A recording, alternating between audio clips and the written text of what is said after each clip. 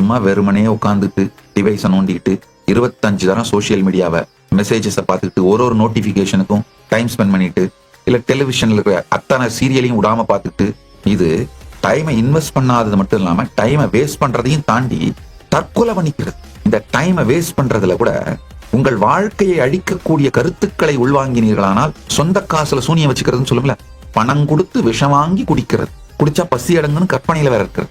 இதை நிறுத்துங்கள். ஒவ்வொரு மணி நேரமும் பிஸியா இருக்கிறது முக்கியம் இல்ல, ப்ரொடக்டிவா இருக்கீங்களான்னு பாருங்க. உங்களுடைய வாழ்க்கையின் குறிக்கோளை நோக்கி செல்றீங்களா பாருங்க. மெயினா நம்ம எல்லாருக்குமே 3 ஆக்டிவிட்டி தாங்க.